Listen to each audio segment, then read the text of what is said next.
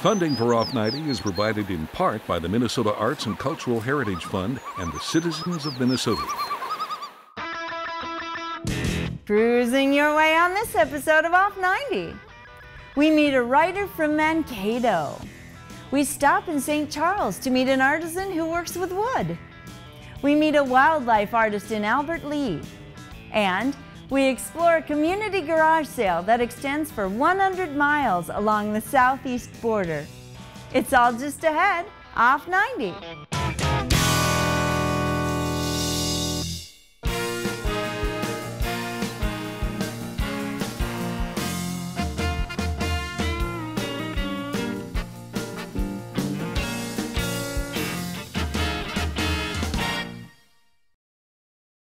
Hi, I'm Barbara Keith.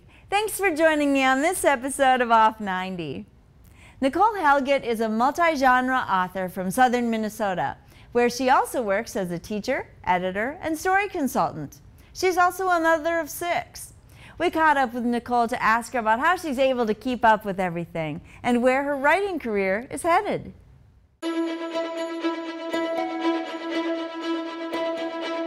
Mankato has become a writing community in its own right. It's not defined by Minneapolis, it's not defined by Chicago or New York. Mankato has become a really great writing community because it has tremendous literary leadership. The MFA program at MSU had a crucial part in the impetus at the beginning. There were great writing instructors there, and so people congregated, and it's just been growing and growing, and now it's taken on a life of its own. A lot of people like to hang out in coffee shops, right? Or the Coffee Head down in Old Town, which is, I think, the original coffee house, you know, in Mankato. And we have writers in all corners of the city. There are children's writers who have written 50, 75 books. The writing community maybe became a little more conspicuous in the 60s and the 70s. Mankato was a pretty active center of protest against the Vietnam War. We have so much literary talent here. In 2017, there were 3 writers from Mankato who were part of the Minnesota Book Awards. That's not shabby.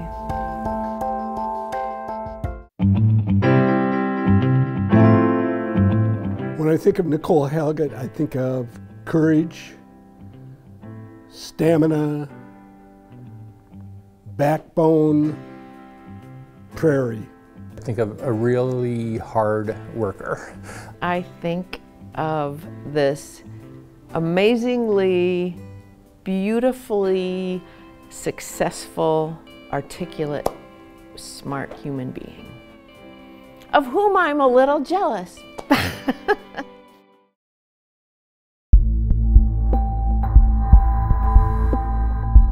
And I picked up The Summer of Ordinary Ways and got maybe 20 pages into it, and it was too painful, and I stopped reading. That, to me, is the sign of a powerful writer. If someone makes you so uncomfortable that you can't go on, that's as much talent as someone who makes you want to go on. She's won some major prizes. The big pre-publication reviewers like Kirkus Review and a Library Journal are writing, you know, flattering pre-publication reviews of her work. And she's being mentioned in the New York Times Book Review. Turtlecatcher, so that's my favorite. The first time I read Turtlecatcher, I was convinced it was going to win a Pulitzer. Yeah, I can't even talk to people about it because you can't talk about that character in that book. I really liked Stillwater a lot. A real writer? I didn't know I was going to be a real writer until I was probably 28. I've always been a quiet person who prefers to listen more than talk, and I definitely like to know what I think before words start coming out of my mouth. So writing was a way that I could do that. I wasn't a great student in grade school or high school.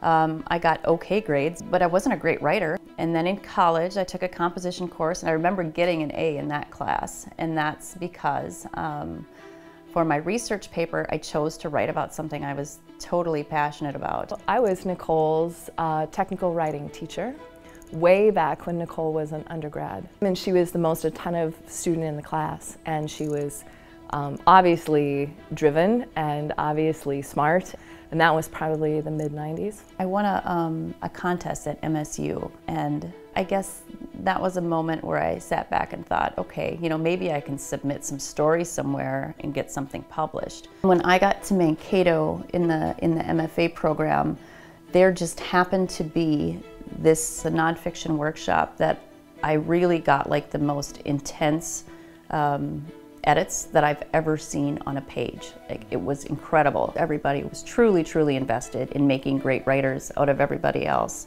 It was just like such an awakening for me. It must have been around 2007 or so. She has a lyrical storytelling voice. She's extremely talented, and she's also really smart. I believe Nicole Helget is the best Minnesota writer of a generation. Absolutely.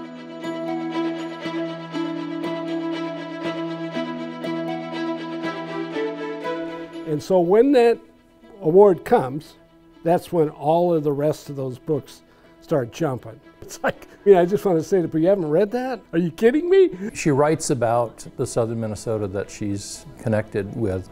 Her work touches on universal themes. Stylistically, she's a very poetic writer.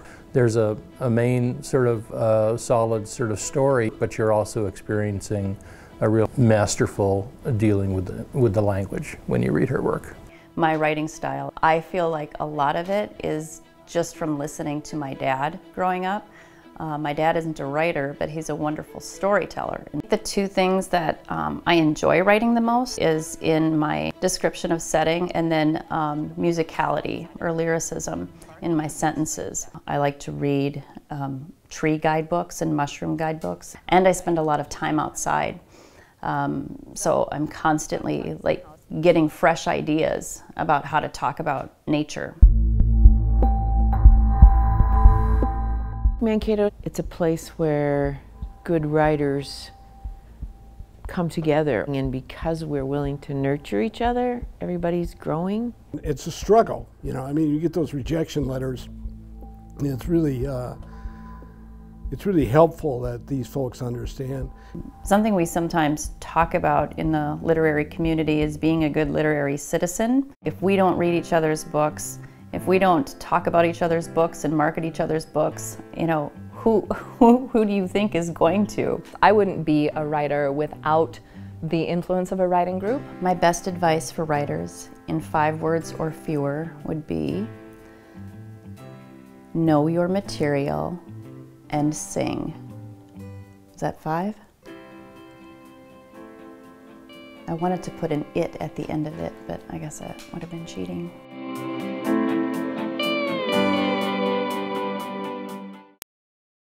It's hard to imagine anything good coming from a gnarled old tree, but Thomas Blahnik understands the secrets of the burl. These twisted, disfigured pieces of wood yield amazingly beautiful works of art. The grain of the wood dances to life as Thomas turns them carefully on his lathe. Join us as we follow an oak from the forest to fine art.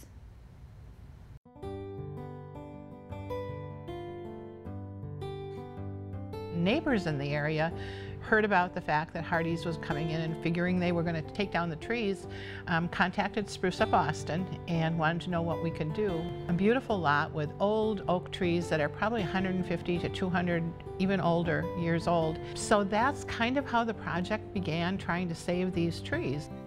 My name is Tom Blahnik, and I am from St. Charles, Minnesota. I take wood that is rough and I turn it into decorative bowls.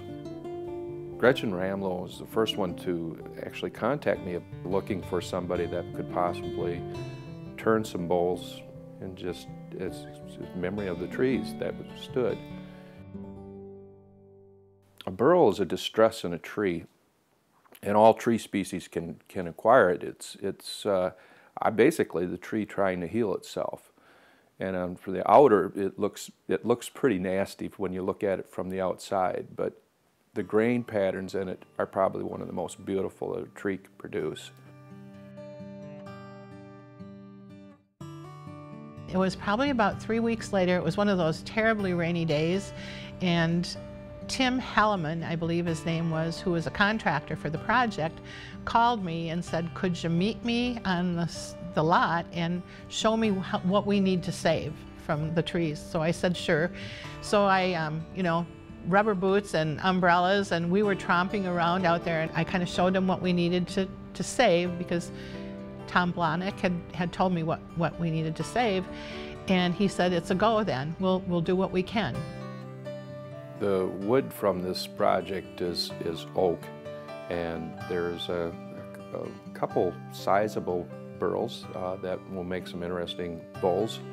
Well, primary tool that I use to turn is bowl gouge, and I have different size gouges, but I'd say 70% of my turning I use my half-inch bowl gouge. It seems like it's the most important tool in my arsenal.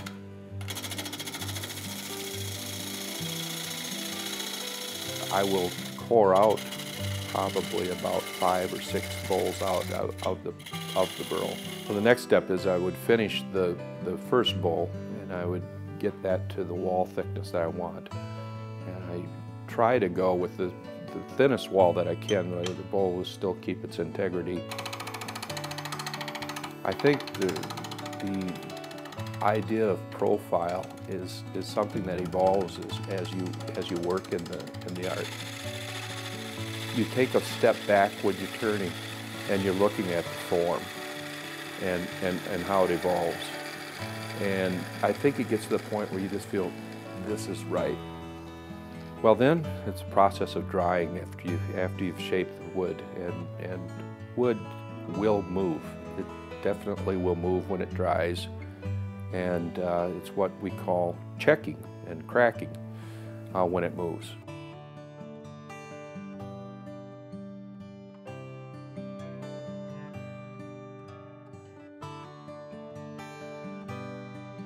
So I will put them in plastic bags along with newspaper, and then turn them around about every other day. Flip them so that they'll dry slow enough that in maybe about 2 or 3 weeks, I'll just let them be exposed to the air. After the bowl's dry, then I come back into the shop with it and start finishing it and sanding it, and then I spray lacquer the entire bowl after that point. You know, I think as a volunteer at the Artwork Center and seeing all the beautiful things that the artists make, so to have these trees, it's another piece of our local environment that we're going to be able to save, and it's a beautiful piece of art. So we've done all of this, and Tom's got the wood to make the bowls, and I can hardly wait for the phone call when he said he's done, he's got the bowls ready, and he's coming to Austin with our bowls. I hope that the community enjoys the bowls that I get from these burls. I think that everybody has their own niche. I've tried a lot of different things in my life, and it just feels like this is home, doing wood turning. I'm going to continue doing this till I can't do it anymore. Rory Mattson has been painting for more than 40 years. His favorite subject is nature. How convenient that he can just look out his kitchen window and spot eagles, wild turkeys, herons, and songbirds for inspiration. He is a classic watercolorist in the English style. He takes his time and loves creating every last detail. Join us as we visit a studio in Albert Lea.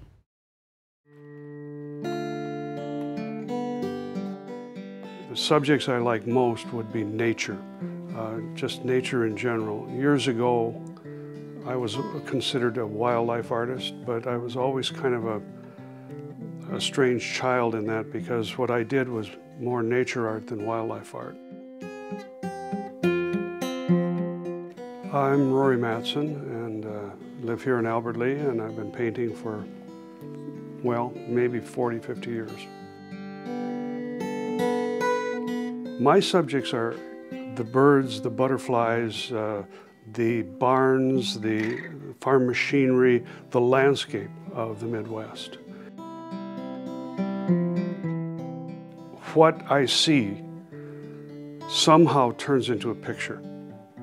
If this, I know it sounds kind of zen or strange, but an example is an egret. I saw an egret on the pond out back here, and he was scratching himself, and that turned into a picture. Plus, my wife is amazing at finding things that I need to, well, she thinks I need to paint, and boy, half the time she's right. We have nature out the back door, out the front door, out the side doors. I paint classic watercolor the majority of the time, the classic English style. I use very few opaques, and when I do use opaques, it's because I have no other option. I like detail. I'm happiest when I have a number 2, number 1 pointed brush in my hand, and I can do spinals or spirals on feathers and things like that. I just enjoy detail. Most people think watercolor is not a forgiving media. If you work with it long enough, it's just like any other paint. Once you've developed techniques, you can erase with watercolor. Down is not done. Art has become a huge part of my life because the best thing that can ever happen to any artist is when somebody buys your work and makes it a part of their life. That is the neatest thing that ever happens with art. The second thing is, I own a bunch of stuff now. I don't know how it happened. I just woke up one morning and I had huge piles of art material and displays and a trailer and this and that and the other thing. I literally did. I woke up and said, well, I guess I am an artist, because I got all the toys. As far as awards are concerned, I have a box.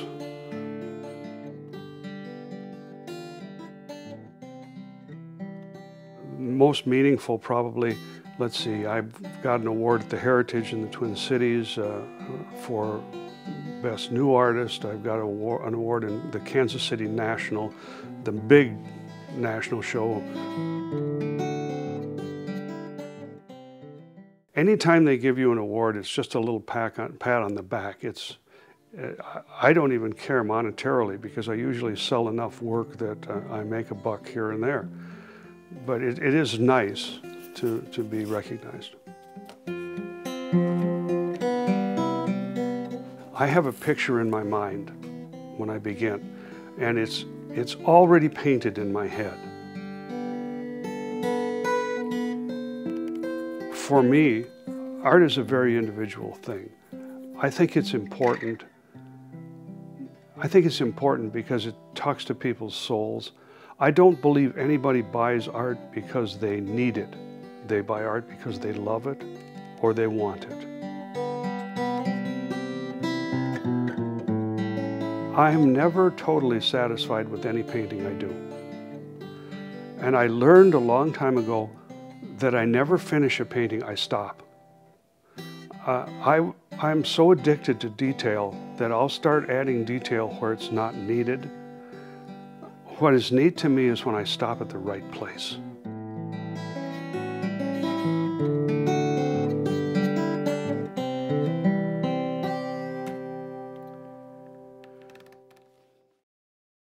It has some of the best scenery in Minnesota, and it's a bargain hunter's dream. It's known as the 100-mile garage sale, and it runs along both sides of the Mississippi River every May since the 1990s. In Minnesota, from Winona to Hastings, shoppers can find that odd collector's item or that piece of antique furniture they've been looking for. It's like going on vacation to shop for your treasures.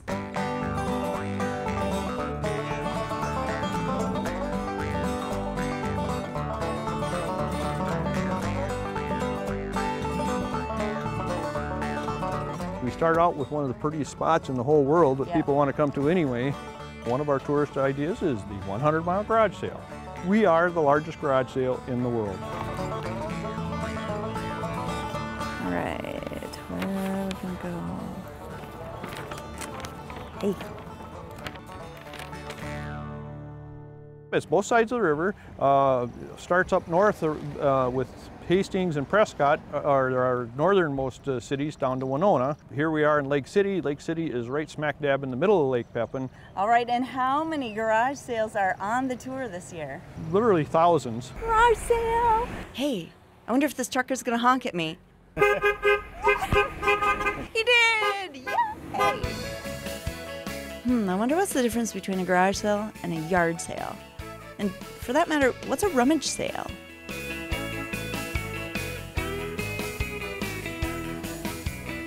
A garage sale. Do you need to have a garage? You don't need to have a garage. You don't need to have a storage space. You just need a piece of real estate 2 feet by 2 feet to put your stuff out and put a tag on it. How do garage sales work? I'm gonna find out. Now, how many years have you been participating in this garage sale? I think we've been doing it all 20 years. And what are you doing here today? We've been coming down here for probably the last 5 years or so, just antiquing and buying old stuff. I noticed you're here looking at fishing poles at this garage sale. Yeah. Are you a fisherwoman? Oh yeah. And I outfished my husband many times. Really? Yeah. Oh, I love it. Good. This one right behind us, they did a great job. They've got stuff spread out, that all sorts of stuff. They've got paintings and pictures and glassware, and they even got an Elvis. It's Elvis! Elvis! Elvis, I love you. Hi! Hey. So, What you're are you just here at doing here? sales? Yeah, checking out the sales. Me too.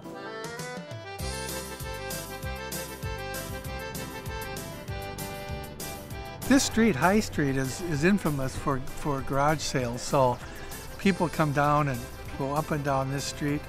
We had people from Texas and South Dakota and Wisconsin yesterday. Got a couple of fantastic big rugs that I really need for my basement because I don't have carpet.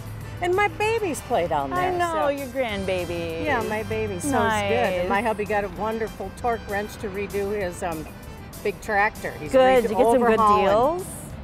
Finding some great deals. We've sold everything from farm equipment to camping gear, furniture obviously, and a lot of dishes. We're just in it to get rid of some of the things we've gathered over the years, thought we needed, and haven't looked at them since we bought it.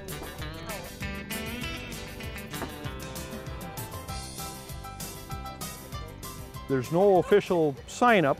You just say you're going to have a garage sale, put some stuff out in your garage or your driveway and put a sign up, and people find you. Okay. And like the street we're on right now, you go up and down the street here, and there's probably 20 of them on this street. And you see the cars driving by slowly, checking things out, and they say, oh, there's something I want, and they pull over and they jump out and they go. And they go running in. They go running in, yep, before somebody else snatches it from them. So. Okay, good. We're pickers. We buy and resell mainly furniture. So we got a big van, and we got our trailer, and we're just started in Lake City today, and we're just heading south. We pretty much got the trailer full. We just got to get the van full, and we'll be done. Wow. How about you guys? Well, we're just kind of looking around. I have been trying on a lot of hats.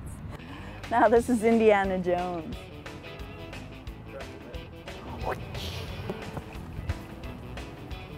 Arr. Arr.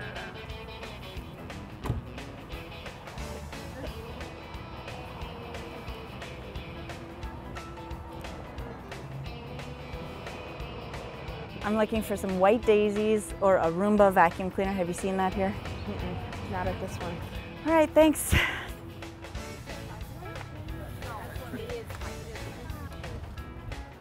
Okay, I'm gonna catch a big one. Gonna reel a huge fish in, because here we are at the Mississippi River.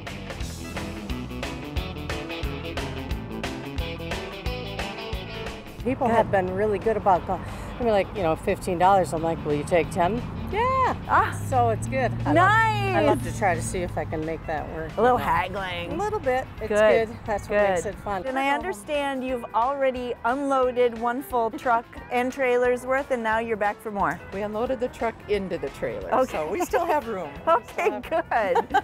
Well, good luck to you. Is there anything specific you're looking for the rest of the day? Oh, whatever hits us it's just the search that's fun. So it is fun to just be out and about, isn't it? And we have about 10, 11 of us that come from our area all at once, so we kind of hang out in the evening and stuff and make a weekend of it.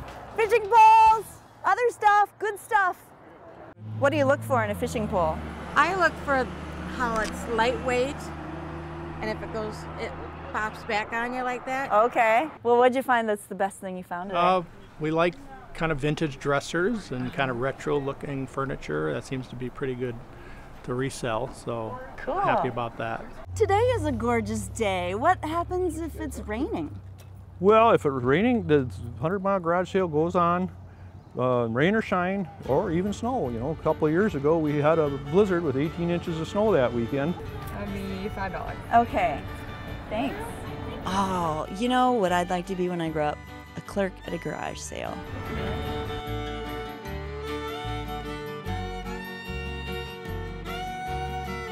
Really don't need a map. All you need is a pair of eyeballs, because as you drive around you will see signs and arrows, and you will find garage sales whether you want to or not. And how many garage sales have you been to today? I lost count. Okay.